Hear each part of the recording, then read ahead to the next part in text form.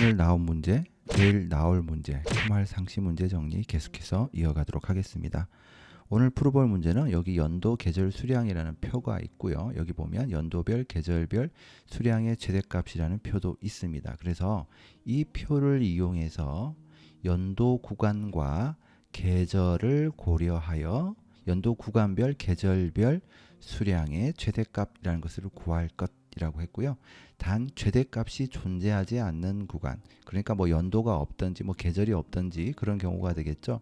이런 구간은 헛장사 이렇게 셀에 표시를 하고 if와 라지 함수를 이용해서 배열 수식으로 구해라 라고 했습니다.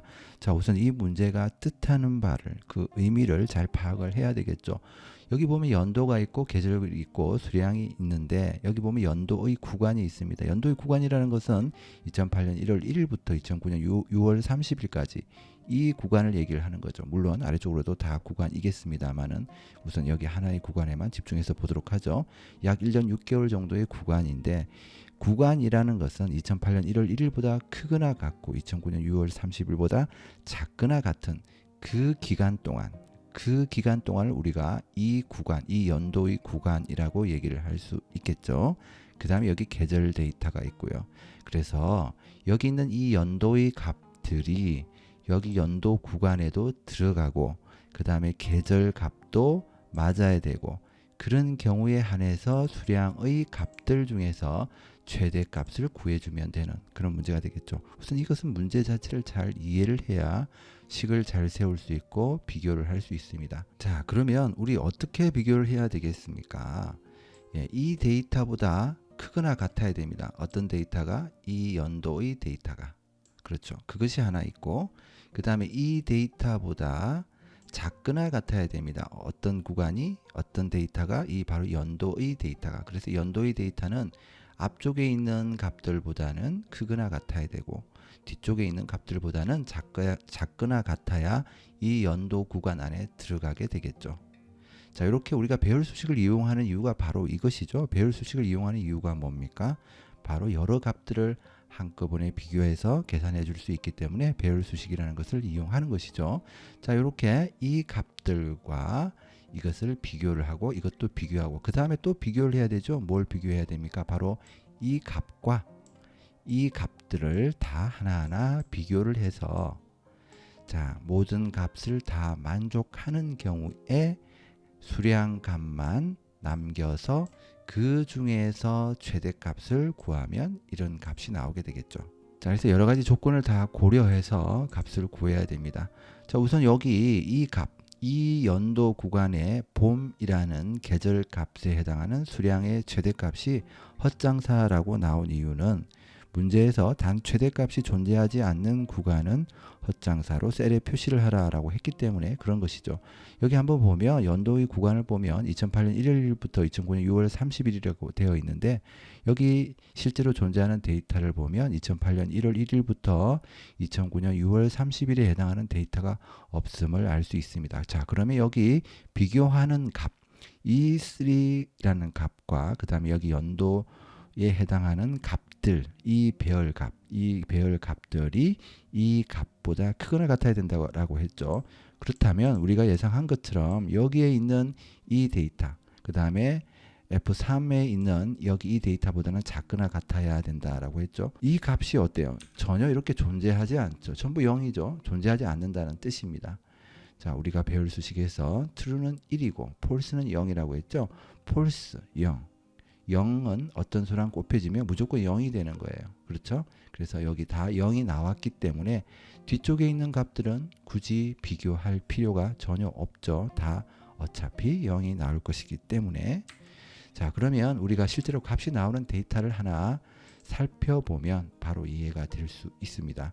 자, 이번에는 2009년 7월 1일부터 2010년 12월 31일까지의 구간이고요. 자, 이 구간까지의 값을 한번 비교를 해보면 2010년 12월 31일까지니까 2010년 4월 8일 데이터와 미리 알아보기 편하게 표시를 해뒀습니다. 2010년 4월 8일까지의 데이터와 그 다음에 2010년 12월 31일까지 마지막 날이죠. 이 데이터, 이 두 구간이 해당하는 데이터가 되겠죠. 그렇죠? 자, 그러면 여기에서 이 라지에서 값을 구하고 있잖아요. 이 사에 있는 값과 자, 이 사에 있는 값은 바로 이 값이죠. 이 값보다 얘들이 크거나 같은지 이 값보다 얘들이 작거나 같은지 비교하는 부분이죠. 그러면 우리가 여기에서 예상한 것처럼 제일 첫 번째 데이터와 제일 뒤에 있는 데이터 두 개는 어때요? true가 나와야 되겠죠. 실제로 그런지 비교를 해보려면 여기 구한 값들을 이렇게 해서 결과값을 알아보면 되죠. 우리가 예상한 것처럼 앞에 있는 제일 앞에 있는 값과 바로 이 값이죠. 여기 이 데이터 2010년 4월 8일에 해당하는 데이터 그 다음에 마지막에 있는 이 데이터 이 두 데이터가 여기 1로 살아남아 있는 것을 알 수 있습니다. 그 얘기는 연도라는 값이 여기에 있는 데이터를 만족하기 때문에 true라는 값이 나왔기 때문에 그렇죠. 그러면 전체적으로 제일 처음과 제일 끝 부분이 1이기 때문에 뒤쪽에 있는 데이터들도 만약에 1이 나온다면 바로 그 데이터만 살아남아서 값을 구할 수가 있겠죠. 이 다음에 비교한 것을 보면 B2에서 B13, B2에서 B13 뭡니까? 바로 계절 값이죠. 이 계절 값과 G2에 있는 값이 같은지 비교를 하는 거죠. 자, 그러면 여기 봄이라는 값과 여기 있는 값들을 비교해서 같은 경우에 또 true를 저장하게 되겠죠. 여기에서 살펴보면 어떻습니까? 역시 마찬가지로 제일 처음에 있는 값과 그 다음에 제일 마지막에 있는 값이 true로 나올 겁니다. 결과를 살펴보면 자, 이렇게 true가 제일 처음과 끝에만 살아남아 있죠. 그럼 여기도 제일 처음과 끝에 살아남아 있고 true는 1이고 false는 0이라고 그랬죠. 제일 처음과 끝이 살아 있고 마지막은 다 0이니까 신경 쓸 필요가 없고요.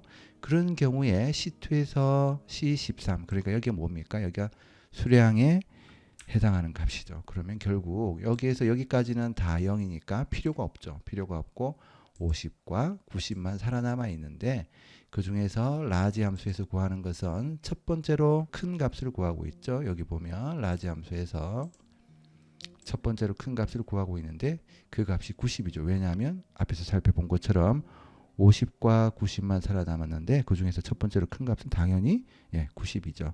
그런데 지금 여기서 구하고 있는 것은 첫 번째 우리 if 함수를 살펴보면 여기 이 값이 끝에 보면 0일 경우 자 지금 우리 앞에 여기 구한 이 값이 90이었잖아요.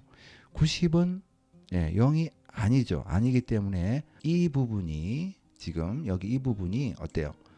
false이기 때문에 true가 아니죠. 왜냐하면 여기 구한 값이 90이었잖아요.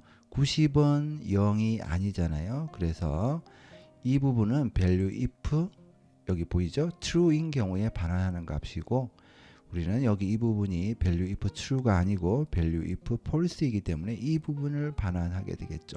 그러면 이 부분을 반환해 보면 여기 이렇게 90이라는 값이 나옵니다. 그래서 여기 90이라는 값이 나오는 거죠. 자, 다시 한번 쉽게 정리를 하자면 여기 이 연도의 구간을 만족하는 데이터가 여기 두 개가 있고 그렇죠.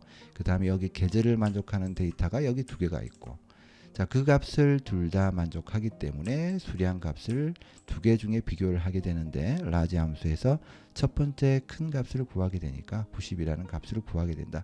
그래서 이런 값이 나왔다. 바로 그런 식으로 처리를 할 수 있겠고요. 나머지 것들도 다 이렇게 처리를 할 수 있겠죠. 그런데 여기서 사실 중요한 것은 이것도 중요하지만 이 부분도 중요하죠. 여기 절대 참조 주소를 만드는 부분도 잘 보아야 되는데 여기 보면 이 4라는 부분 여기 이 4라는 부분인데 여기에서 열을 고정해 두고요. 행은 고정하지 않았죠.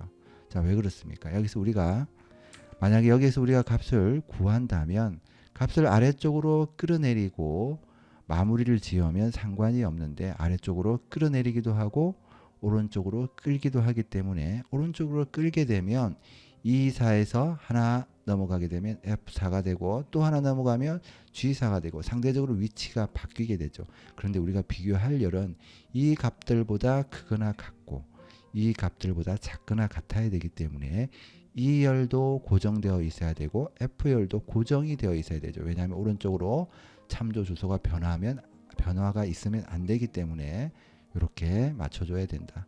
그러나 행 부분은 아래쪽으로 끌어내리더라도 이렇게 변화가 있어야 되기 때문에 행은 고정하지 말고 열만 고정하는 형태로 주소를 만들어주고 그 다음에 여기도 살펴보아야 되죠. 이 부분은 봄, 여름, 가을, 겨울이라는 우리가 오른쪽으로 끌기도 하지만 아래쪽으로 끌어내리기도 하죠. 그런데 비교할 행은 바로 봄, 여름, 가을, 겨울 이 행을 계속해서 비교를 해야 되잖아요. 그렇죠?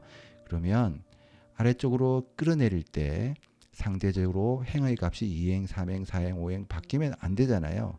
안 되기 때문에 이렇게 2행에다 고정을 해놓고 열은 고정할 필요가 없죠. 오른쪽으로 끌 때 봄, 여름, 가을, 겨울로 변화가 되어야 되기 때문에 열은 고정하지 말고 행은 고정해 둔 상태로 값을 구하게 된다. 자, 그래서 이 문제는 여기에 있는 이 값들이 이 값보다 크거나 같은지, 그 다음에 이 값들이 이 값보다 작거나 같은지 비교를 해서 구간을 구한 다음에 각 계절 값들도 비교를 해서 둘 다 만족하는 경우의 수량 값들에 대해서 데이터 집합에서 K번째로 큰 값을 구한다라고 했잖아요. 그래서 첫 번째로 큰 값을 구하면 최대값이 되니까 그렇게 식을 정해서 구했다라는 것을 알 수 있습니다.